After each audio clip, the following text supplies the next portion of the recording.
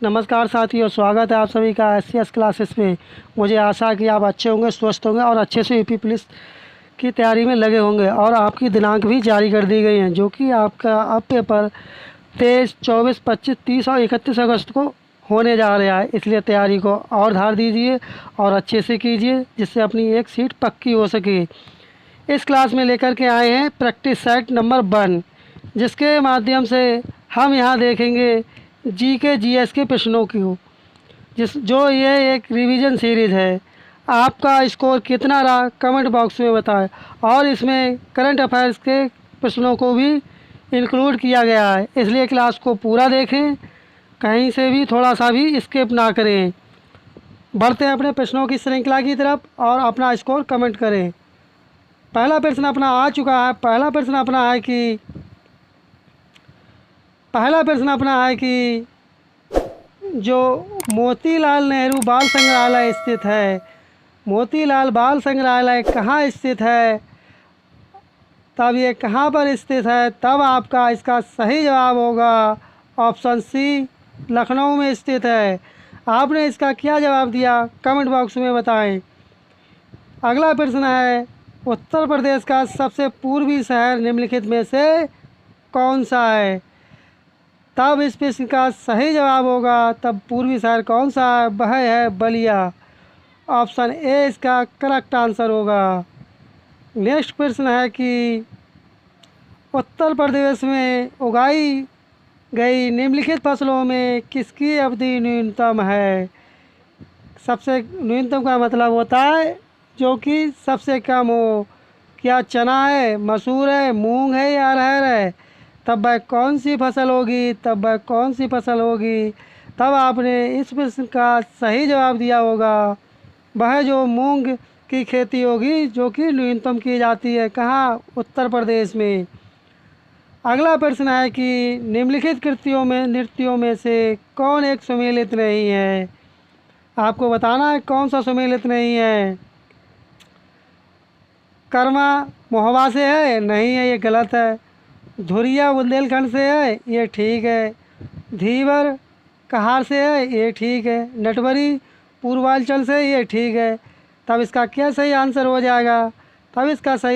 जाएगा, option A, जो कि ये एक सुमेलित नहीं है।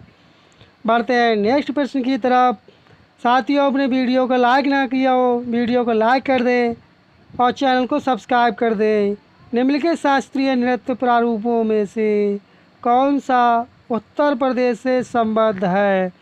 आपको बताना है कि कौन सा ऐसा नृत्य है जो उत्तर प्रदेश से संबंधित है, तब आपका इस प्रश्न का सही जवाब होगा ऑप्शन ए, कथक जो नृत्य है वह कहाँ से संबंधित, वह उत्तर प्रदेश से है। और जो ओड़सी है, जो आपका ओड़सी नृत्य है, ये कहाँ से संबंधित है, ये उड़ीसा से है। बढ़ते अपने अगले प्रश्न की तरफ। अगला प्रश्न है, शीलाधर मृदा विज्ञान संस्थान स्थित है, तब कहाँ स्थित है, तब ये जो स्थित है वह प्रयागराज में स्थित है। अगला प्रश्न है, मई 2024 में, साथियों मैं आपको बताना चाहूँगा इस प्रैक्टिस सेट में न्यू करंट अफेयर्स को लिया गया है, जिससे आपको ज़्यादा से ज़्यादा मार्क्स लाने में सुविधा हो। तब उत्तर प्रदेश की किस महिला को प्रतिष्ठित अमल क्लूनी महिला सशक्तिकरण पुरस्कार से सम्मानित किया गया है, तब इन्हें किन्हें सम्मानित किया गया है, ये सम्मानित किया गया है आरती को। ऑप्शन बी इसका सही आंसर होगा।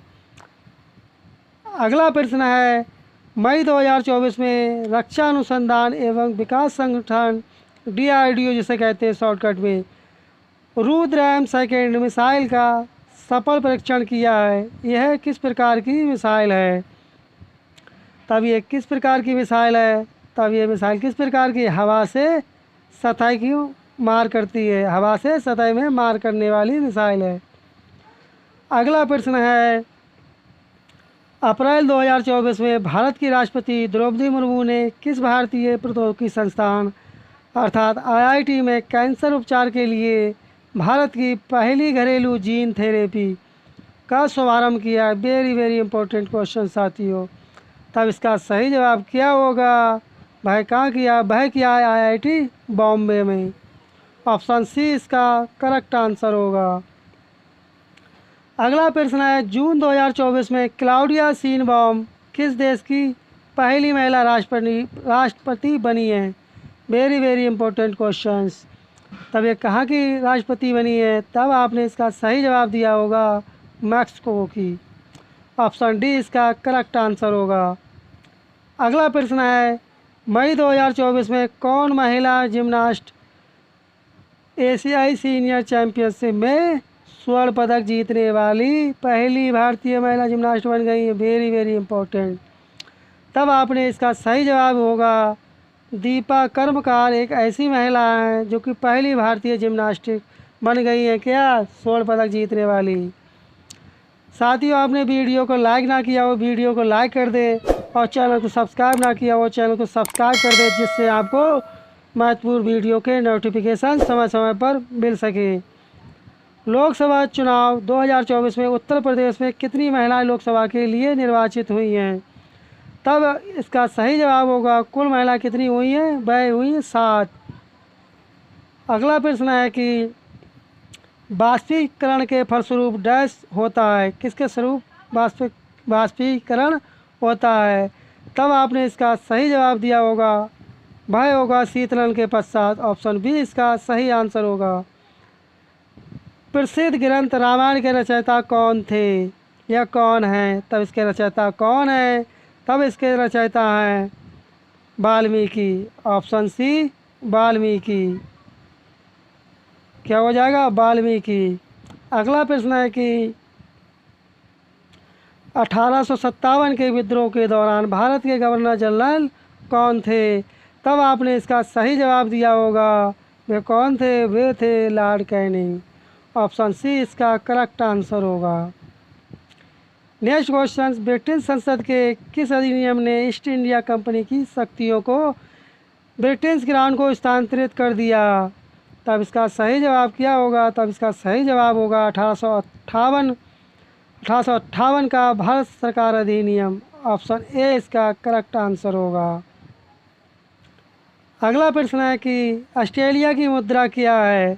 साथियों, मैं आपको बताना चाहूँगा एक मुद्रा से संबंधित आपको एक प्रश्न देखने को अवश्य मिलेगा और यहीं पर ICS क्लासेस पर आपको हिंदी की भी क्लासेस कराई जाएंगी जिसमें मोस्ट सेलेक्टेड प्रश्नों को लिया जाएगा जो कि आपको एग्ज़ाम में देखने को हूबहू मिलेंगे।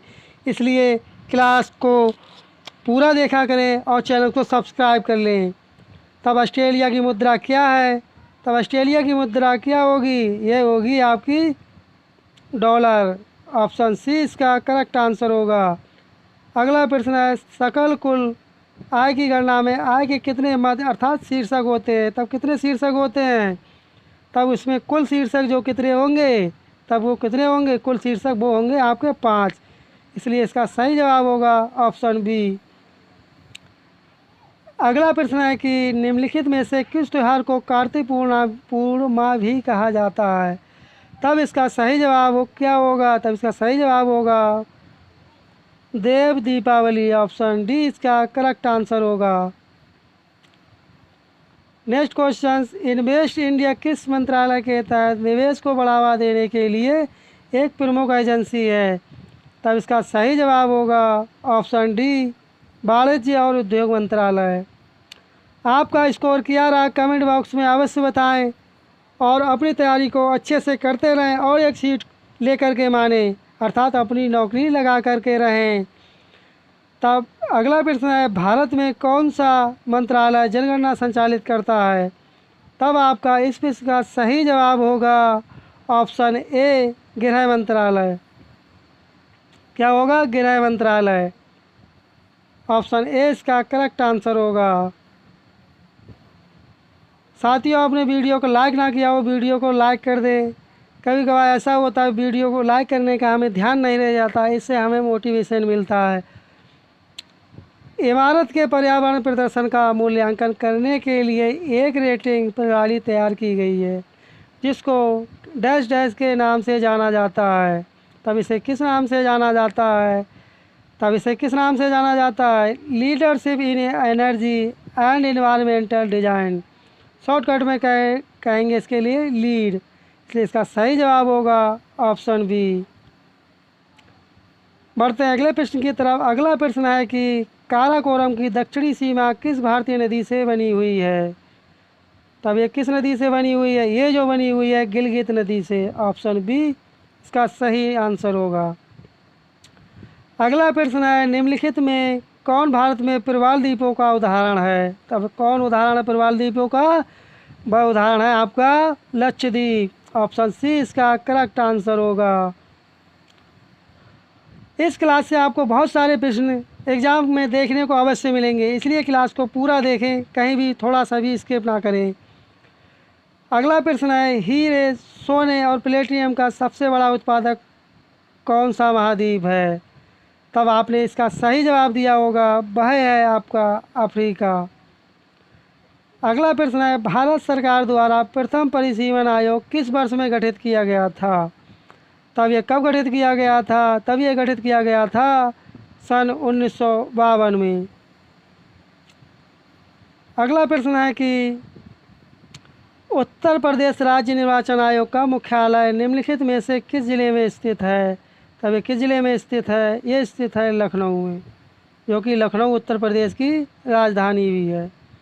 पद्मावत के रचनाकार कौन हैं? तब आपने इसका सही जवाब दिया होगा, इसके रचनाकार जायसी जी हैं। अगला प्रश्न है कि विश्व स्वास्थ्य संगठन का मुख्यालय है, विश्व स्वास्थ्य संगठन का मुख्यालय कहाँ स्थित है? तब ये जो स्थित है जिनेवा स्विट्जरलैंड में, ऑप्शन ए इसका करेक्ट आंसर होगा।